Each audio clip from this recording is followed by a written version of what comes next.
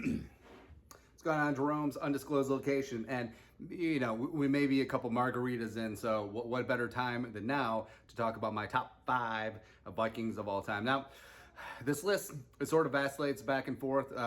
We get asked on the Q&A once in a while, and it's usually a different order. But as of right now, today, Tuesday, July 12th, nailed it.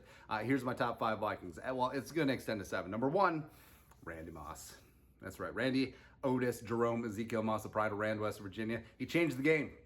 There was never a wide receiver like him. There's not been one like him since, and I don't think there ever will be. Just that long speed, go up and get it, take the top off the defense. You cannot outthrow him. That's right, just the absolute super freak. He's super freaky. Plus, he was the first player that actually did draft analysis on him, because that 98 draft with Peyton Manning and Ryan Leaf and Charles Woodson, you had Randy Moss on these standard definition TV, highlights VHS style, coming in is like, oh, he's jumping over dudes from Army. Oh, he's jumping over dudes from Appalachian State, just doing insane things, scoring a touchdown every single game or multiple touchdowns. It's just putting up massive numbers, 1 AA, and then Marshall moved to 1A FBS. Is the final year at Marshall. Just amazing, man.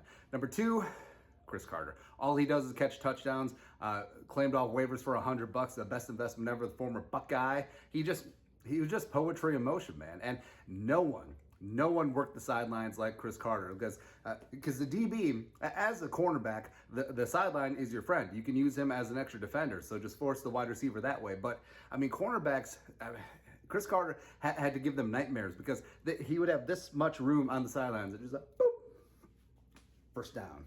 The Cris Carter first down. That's right, man. It all started with that throw at Ohio State, where the quarterback said that he was throwing the ball away, and then Cris Carter just went up and skied it, man. Just fantastic. I absolutely love and adore Cris Carter. Number 3, favorite Viking of all time, John Randle. Now, I forgot John Randle from the top 5 on a list the other day. It doesn't matter. But John Randle, Knight Rider. It's just the nonstop talking, plus the heart and the hustle. He was undersized. The Tampa Bay Buccaneers had him in as a UDFA tryout. They wanted him to move to linebacker. He was like, no, I'm a defensive tackle. From the pride of Texas A&I Kingsville, just coming in, regulators, mount up. And just the absolute heart and hustle that he had every single play, played every single down like it was the Alamo, Battle of Thermopylae, Battle of Midway, just the last stand. It was just amazing. Where he's an inspiration, man. Like he really established the 3-tech position and really established poop talking. He's just fantastic, man. Favorite Viking number 4, Jared Allen. Jared Allen was just so damn entertaining. Culinary Academy graduate, just coming out of Idaho State. Go Bengals, and coming over in a trade with the Chiefs, where I think it was a first and a third. Something like that. Gave him all that money. He earned every single penny. Where Jared Allen, yeah, maybe he was whatever against the run, but on third down for what, just absolutely got after it. My favorite highlight of his, you have to watch the entire drive for context. When him and Donald Penn, Bucks up playing the Vikings on Thursday Night Football, and him and Donald Penn were getting after it, man. Donald Penn is a dude, by the way. And so the Jared Allen on third down, the dome's just going nuts. He gets it. You got the mullet. He rode off into the sunset. We'll forget the Bears and the Carolina year, but whatever. Favorite Viking number 5, Antoine Winfield Jr. That's right. Pound for pound, my favorite Viking of all time. Just a guy who got after, just tenacious. Also played poker, played at the World Series of Poker. Played 30-60 at Canterbury, always had Tupper. No big deal, but he was just a pro's pro, and you can say this about a number of players, where it's not about the money, it's about the game, it's about the passion, it's about getting after. His kid, also Super Bowl champion. Vikings could have drafted him, is what it is there. But yeah, Winfield, when he came over from the Bills, absolutely fantastic. Then 6 and 7 honorable mentions. You gotta give up for Alan Page. I was not born yet when Alan Page hung him up. But what he did for the position, he was the NFL MVP as a defensive player. This only happened twice in history. Him and Lawrence Taylor. And if you're up there with Lawrence Taylor, it's pretty damn good. Actually, Lawrence Taylor is up there with Alan Page. Damn straight. And also the fact that Pro Football Reference went back and counted all the sacks pre-1982, and it just adds to his career.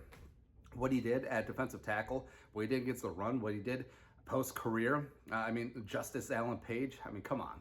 How can you not love and respect that? And then lastly, number 7, Everson Griffin.